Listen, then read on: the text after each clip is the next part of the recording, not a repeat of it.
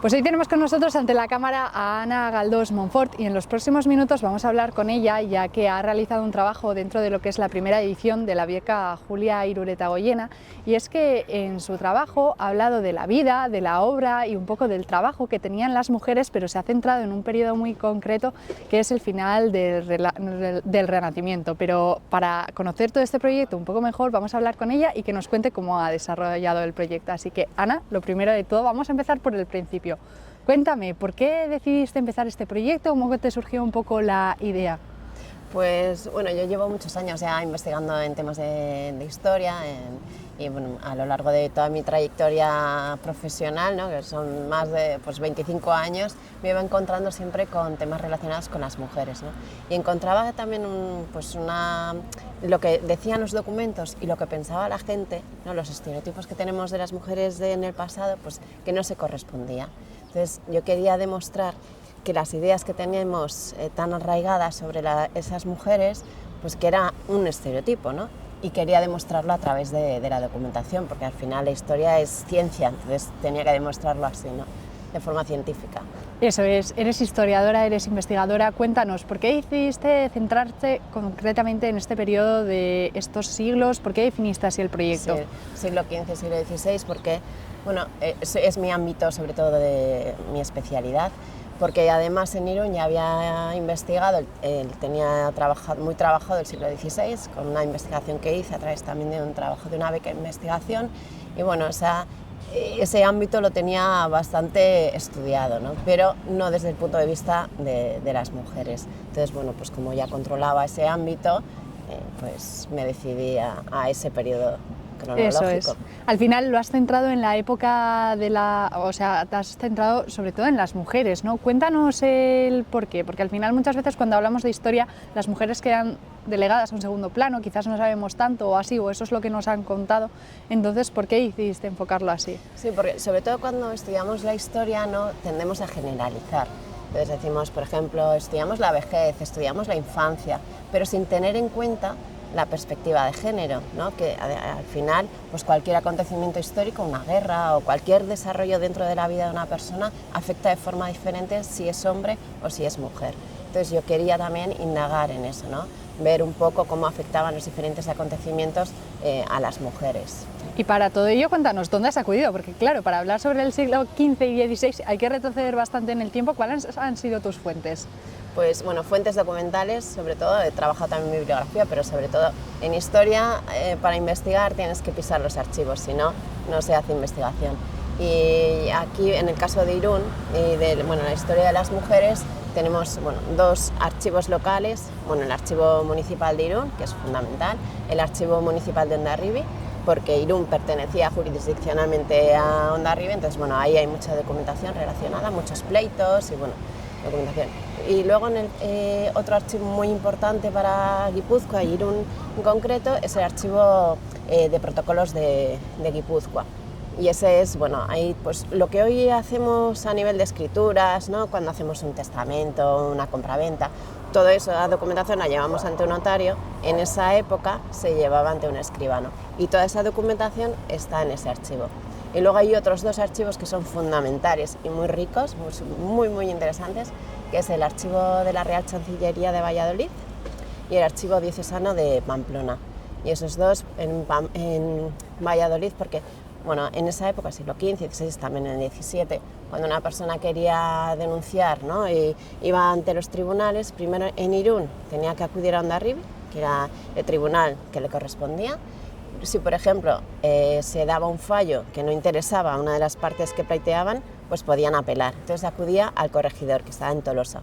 Y si en ese caso tampoco le interesaba el fallo que le otorgaban, pues se iba a Valladolid, que era el tribunal superior, ¿no? Entonces ahí hay muchísima documentación, muchísimos testimonios de mujeres que pleitean por sus derechos, ¿no? Y ahí hay testimonios muy ricos, que te hablan de un montón de experiencias de vida de las mujeres. Y luego en el diocesano de Pamplona es también todo lo relacionado con pareja, ¿no? Pues, por ejemplo, los divorcios, ¿no? Están ahí, temas de amancebamiento, adulterio, son son archivos muy ricos. Dependiendo del tipo de información que quieres, pues vas a un archivo o vas a otro. Y cuéntame, una vez que ya has terminado el trabajo de investigación, ¿con qué te has encontrado? No sé si has encontrado cosas que realmente te han sorprendido o si de hecho pensabas encontrártelas y no ha habido mucha sorpresa. Sí, siempre hay sorpresas, desde luego. Aunque eso, pues nos movemos en ese ámbito, ¿no? Y supuestamente lo conocemos, pero siempre te sorprende, siempre aprendemos. Y, por ejemplo, en el caso de Irún, bueno, también es a nivel de Guipúzcoa, pero la documentación que yo he localizado para Irún, por ejemplo, las mujeres, el apellido que hoy en día tenemos derecho, ¿no?